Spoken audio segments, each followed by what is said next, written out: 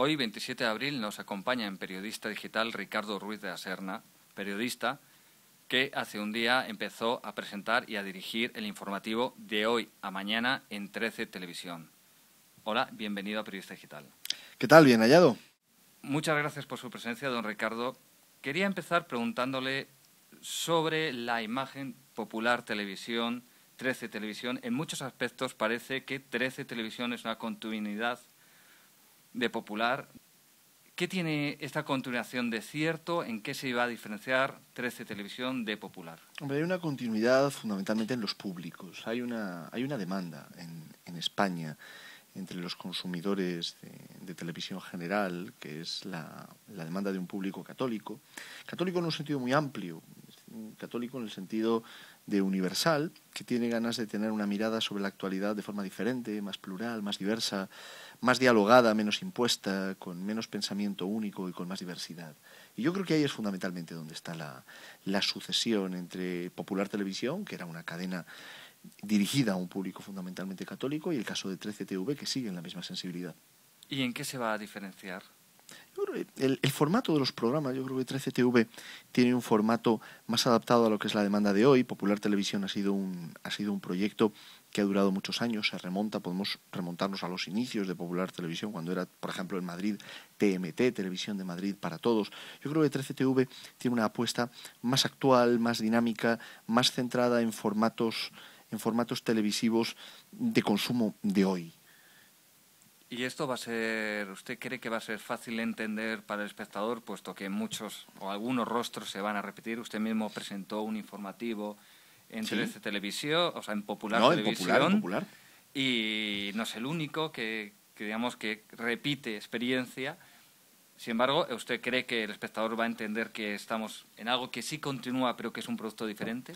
Es que hay programas que son realmente diferentes, hay también una oferta de películas, hay una oferta de series que es distinta, y también en el estilo de los propios informativos, de los propios programas informativos, o bueno, como puede ser el caso del que yo hago, que es a caballo entre un informativo y un programa de opinión, porque tenemos una carga fuerte de análisis de realidad, de una mirada distinta, de una forma diferente de afrontar la actualidad. Y yo creo que ahí es donde puede verse una de las diferencias. Tenemos otra diferencia importante, que es la carga de programas de programación religiosa y de contenido religioso. En esta Semana Santa, por ejemplo, se han retransmitido las procesiones, la salida de los pasos. Ha tenido en este sentido, creo yo, una carga religiosa pues muy fuerte. Y yo creo que ahí va a haber una de las diferencias, y yo no creo que sea difícil para entender, de entender para los espectadores. Más bien al contrario, es algo que los propios espectadores están buscando y así lo están mostrando las audiencias. Y bueno, algo que usted ya ha apuntado, la emisora tiene un carácter evidentemente católico, pero ¿el público que la siga también ha de ser católico o se van a elegir a un público de un espectro más amplio que no se tenga que sentir necesariamente identificado desde un punto de vista religioso? Yo creo que aquí hay varias cosas diferentes. Hay por una parte un público que es católico y que lleva a gala serlo. Creo que además hay otra parte del público que también es católica desde un punto de vista más de la sensibilidad. Puede no ser una persona necesariamente muy religiosa, pero desde luego valora la mirada religiosa, valora la mirada sobre la actualidad con una sensibilidad diferente. Nosotros, por ejemplo, vamos a llevar mucha preocupación por cuestiones de problemas sociales, por cuestiones de la familia, por cuestiones de la educación, por cuestiones en este sentido de periodismo social, no únicamente del periodismo político de la línea más polémica, que puede ser lo que ofertan otras cadenas, que es una oferta legítima y una oferta muy constructiva, por otra parte. ¿Ustedes van a tratar de enmarcarse de la polémica política, entiendo? Al contrario, nosotros entramos en la polémica política. Lo que pasa es que entramos con una mirada distinta. Es decir, nosotros apostamos por un periodismo que está fuera de las trincheras y está dentro de la realidad. Está dentro de una realidad donde el debate ya no es entre formaciones políticas, el debate es respecto de posiciones políticas, que muchas veces trascienden o exceden las diferencias que puede haber entre los partidos. Cuando pensamos, por ejemplo, en cuestiones como el gasto público, el despilfarro de fondos públicos, la corrupción, las malversaciones, cuando pensamos en problemas como la educación, en problemas como los de las relaciones internacionales, las guerras, tenemos que ser capaces no solamente de arrojar una mirada distinta, sino también de encontrar puntos de encuentro y de encontrar puntos de diálogo con quienes piensan de modo diferente Y esto sin ceder un ápice, por supuesto, en la crítica y con todos los respetos para los políticos, pero como se suele decir, con todos los respetos y ni uno más. Porque uno también tiene que ser consciente de que la vocación del medio es estar frente al poder, esté quien esté en el poder. Que es otra de las razones por las que yo creo que cada vez son más los espectadores que nos siguen. Y ahora vayamos más a lo que es su informativo. Usted ya ha adelantado un poquito, pero ¿puede explicarnos en qué va a consistir o qué rasgos serán los que van a diferenciar este informativo? Un poco de autor, parece ser. Hombre, un poco no, es un informativo de autor 100%, hombre, vamos a ser claros. Es decir, si fuera un informativo convencional, quizá lo primero que podría haber ocurrido es que no sé si hubieran pensado en mí para dirigirlo y para presentarlo y para hacerme cargo de él, ¿no? Tenemos una primera parte que está centrada en la actualidad, que tiene un formato más tradicional de titulares. Se abre con un editorial, que es un comentario más de fondo sobre la actualidad.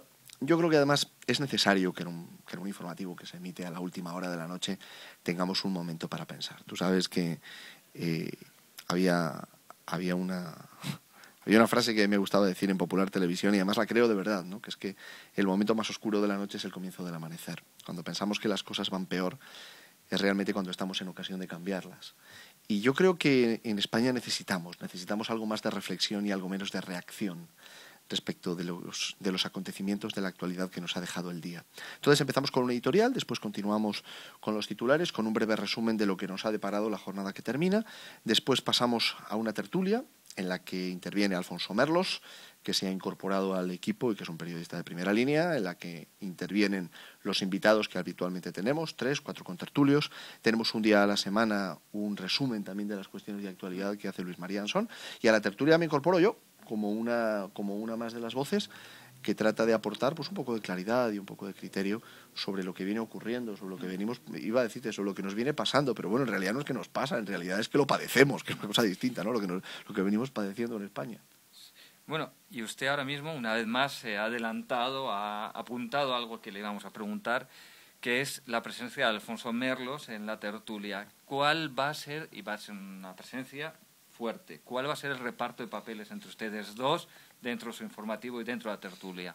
A ver, en la parte más informativa, que es la parte que yo dirijo, la parte de la que me hago cargo, fundamentalmente intervengo yo. Merlos se incorpora en la tertulia, hacemos una tertulia mano a mano junto con los invitados, que son los verdaderos protagonistas, ¿no?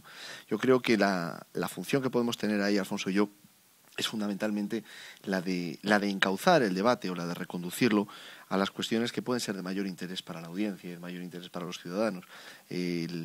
Anoche, por ejemplo, mostrábamos el mapa de la corrupción en España, ¿no? Y tratábamos de arrojar cierta luz sobre las distintas situaciones que hay. Cuando hablamos, ¿no?, de aquello de la corrupción, pues parece que todo es igual, cuando en realidad hay situaciones, hay delitos distintos, hay situaciones distintas.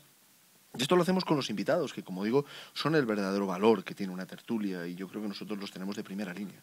¿Puede adelantarnos algún nombre que todavía no haya salido en el único programa que por el momento se ha emitido, porque han empezado ayer, pero que no haya salido, pero algún nombre que vayamos a ir viendo las próximas semanas? Sí, nosotros tenemos pues desde contertulios que pueden ser más familiares, digo los rostros para los espectadores, porque salen con cierta frecuencia por televisión, como puede ser el caso de Federico Quevedo, o de Mamen Gurruchaga, o de Cristina López-Schlichting, hasta rostros que son menos conocidos en la televisión, aunque pueden ser muy conocidos en el periodismo radiofónico, como puede ser el caso de Graciano Palomo. Tratamos siempre de tener distintas opiniones y distintas sensibilidades.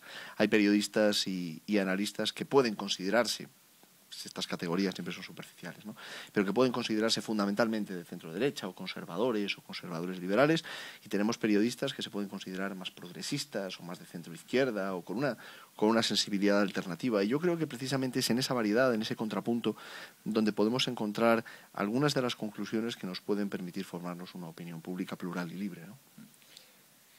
Y bueno, usted sustituye a Adolfo Arjona en este papel de presentador del informativo.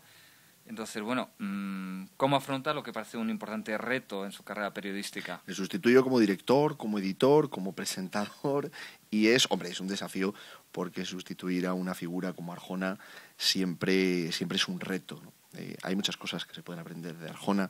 Yo creo que él, que ha sido quien ha comenzado con el formato de Hoy a Mañana, ha dejado un programa muy consolidado, muy encauzado, con un plantel de contertulios muy sólido, muy, muy rico, muy variado, y nosotros desde luego vamos a aprovechar todo lo bueno que ha dejado Arjona, que por otra parte deja un recuerdo magnífico en la casa y que ha ido a tomar unas responsabilidades en COPE Málaga acordes con la cualificación y con la trayectoria profesional que él ha tenido, que es impecable y brillante. En los medios las audiencias siempre cuentan, siempre es algo que parece que nos preocupa mucho a los periodistas, lo cual por otra parte es lógico. ¿Va a ser su caso? ¿Se va a preocupar por las audiencias? ¿Va a estar dispuesto a sacrificar algo que usted cree que es importante en búsqueda de la audiencia? A ver, es que hay dos cosas. Seríamos unos irresponsables si no nos preocupase la audiencia. Y seríamos unos irresponsables si solo nos preocupase la audiencia. Es decir, la actividad de un medio de comunicación tiene una dimensión empresarial, tiene una dimensión de audiencia y desde luego nosotros estamos en el interés por la audiencia, pero la audiencia no va a ser la que marque la línea editorial de un informativo, como digo, un informativo de opinión, un opinativo que tiene además una vocación de servicio y tiene una vocación de interés público. Y en ese sentido, hombre, creo que quien busque un programa solo por la audiencia, primero se va a equivocar, o quien diseñe un programa solo por la audiencia, primero se va a equivocar, y probablemente quien nos busque pensando que vamos a tener contenidos encaminados solo a subir la audiencia, pues probablemente también se va a decepcionar, porque es uno de los parámetros que hay que manejar cuando uno está en un medio de comunicación, pero no es el único. Y en algunas cuestiones te diría incluso que no es ni siquiera el más relevante. Hay cuestiones que hay que contarlas no porque a la audiencia le gusten. Es lo que decía Platón. ¿Tú te acuerdas cuando cuenta Platón qué debe enseñarse, ¿no? Y se pregunta Platón qué debe enseñarse? Se debe enseñar lo que quiere el gentío aprender. Entonces nosotros nos tenemos que preguntar también qué debe contarse. ¿Debe contarse lo que realmente sucede o debe contarse lo que la gente quiere oír para estar entretenida? Bien, yo creo, y como yo lo cree el equipo que hace de hoy a mañana, y lo cree Alfonso, y lo creemos los que estamos ahí involucrados, nosotros creemos que hay que contar lo que sucede, la verdad, lo que realmente hay, aunque nos duela. Y en España hoy estamos escuchando cosas que más que nos duelen, nos abren las carnes. En España ha vuelto el luto famélico, Antonio. Hay gente que ha vuelto a tener que robar o que hurtar para comer. En España ha aumentado el número de personas que se tienen que prostituir porque no tienen para vivir. En España tenemos casos de despilfarro de fondos públicos clamorosos. Tenemos casos de irresponsabilidad de políticos que han tirado el dinero público por el desagüe durante 4 años, en algunos casos durante bastante más de 4 años. En España se han inaugurado aeropuertos a donde la gente no va, pabellones de congresos que no tienen congreso alguno. Se han dilapidado fortunas, millones de euros en comidas. Entonces, en ese contexto, ¿cómo no vamos a contarlo? Aunque a la gente le duela oírlo. Porque a nosotros también nos duele contarlo. No es que uno llega contando las malas noticias como si fuera un heraldo de las desgracias feliz de hacerlo. No, claro que nos duele.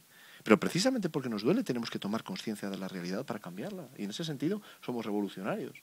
Un hombre que se revuelve decía que Camus es un hombre que niega y acto seguido comienza a construir un mundo nuevo. Nosotros estamos en eso. Tratamos de construirlo cada noche. Y van a denunciar todas estas cuestiones con independencia del partido o de la organización que sea responsable. Pero es que no es una cuestión de partidos, es una cuestión de claridad moral, es una cuestión de comportamientos, naturalmente. Es más, te diría incluso que es un error enfocarlo desde una perspectiva de partidos. Porque no son los partidos los que necesariamente se contaminan por los comportamientos de los políticos que pueda haber en ellos. Los partidos tienen una base social, la militancia, que es una base muy a menudo defraudada por los políticos, traicionada por algunos políticos. ¿Quién podría discutir que entre las muchas personas a las que José Luis Rodríguez Zapatero traicionó también a personas de izquierda? La izquierda en España tradicionalmente no era nacionalista, no se había aliado con los nacionalistas. Felipe González fue muchísimas cosas, pero entre ellas no fue nacionalista. Quien entró en el juego de los nacionalistas de modo decidido fue José Luis Rodríguez Zapatero. Naturalmente que hay personas votantes, militantes del Partido Socialista que se sienten traicionados y las encuestas lo están mostrando. Las encuestas lo están arrojando bien a las claras. Y lo mismo podemos decir de los partidos conservadores. ¿Qué militante del Partido Popular puede aprobar algunas de las cosas que hemos visto en los últimos años? ¿Qué militante del Partido Popular puede estar de acuerdo con el despilfarro que se ha hecho en España? También en ayuntamientos gobernados por el Partido Popular. ¿Qué militante del Partido Popular puede estar de acuerdo con los 2,5 millones de euros que la ciudad autónoma de Melilla ha gastado durante 4 años en comidas de más de 50 personas? No es una cuestión de partidos, es una cuestión de comportamientos de políticos que tienen nombres y apellidos, que son responsables de sus actos y que deben explicarles a los ciudadanos qué hicieron durante 4 años, en el caso de las elecciones autonómicas y locales que tenemos, y qué hacen en general con el poder que los ciudadanos han puesto sobre sus espaldas. Así que ya ves, Antonio, que sí, yo creo que en esto somos muy claros. Te dice incluso otra cosa. Tendemos a pensar solo en la política, pero también tenemos que ser autocríticos con nosotros mismos. Hablamos mucho de la crisis. La crisis ya era un tema cuando yo estaba en Popular, y es un tema ahora. Y la crisis, desde luego, tuvo unas responsabilidades políticas, tuvo unas responsabilidades económicas, tuvo sin duda unas responsabilidades institucionales, hubo organismos de control que no controlaron y hubo una hipertrofia de organismos. Ahora bien, unido a eso, hubo también una responsabilidad de la ciudadanía. Aquí a todos nos parecía, a todos, digo a todos porque en la sociedad siempre generalizamos, pero bueno, es una forma de hablar. A mucha gente, a muchísimos, a la mayoría, pongamos la dimensión que queramos, le parecía bien el gasto público. A la gente le parecía lógico, le parecía bien que se gastaran fortunas en las fiestas de los pueblos trayendo artistas. Y eso había que pagarlo. Y las obras faraónicas, y había que pagarlas. Y todo el mundo quería tener un palacio de congresos en la capital de su provincia. A veces dos. Todo el mundo quería tener un aeropuerto, aunque hubiese un vuelo diario o 2 vuelos semanales. Y ahí hubo una irresponsabilidad de los votantes también. Y se permitió durante mucho tiempo la impunidad. Y la ciudadanía se aprende. Y las responsabilidades se tienen que asumir. Y los políticos tienen la suya y los ciudadanos tenemos la nuestra. Votar es un acto de responsabilidad. Y usted en su programa va a cantar las 40 a los ciudadanos como lo está haciendo ahora. Pues en ello estamos. Antonio, te pongo un ejemplo. Hace poco hablábamos a propósito del juez Baltasar Garzón, que a uno le puede merecer la opinión que quiera, pero Garzón, según el periodo de la historia del periodismo en España que tomemos, ¿era un villano o era un héroe? Y según a quien le preguntemos, ¿es un villano hoy o es un héroe hoy? ¿O lo era en el pasado? La pregunta es, ¿qué nos está sucediendo a los ciudadanos? ¿Que construimos y derribamos ídolos y héroes tan rápido? ¿No será que nos falta moderación? ¿No será que hemos convertido el periodismo en un género del entretenimiento? Y entonces, el bueno de hoy se convierte en el malo mañana, como en un serial, como en un folletín.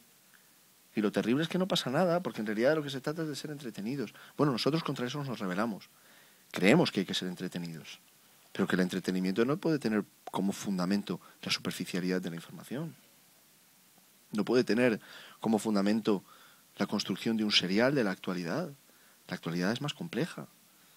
Gaddafi, que primero fue un criminal, después se convirtió en un amigo de Occidente, o en un supuesto amigo de Occidente, extravagante, decía el presidente Aznar, pero amigo de Occidente, y ahora es de nuevo un villano. Y en todo esto la comunidad internacional no tiene ninguna responsabilidad.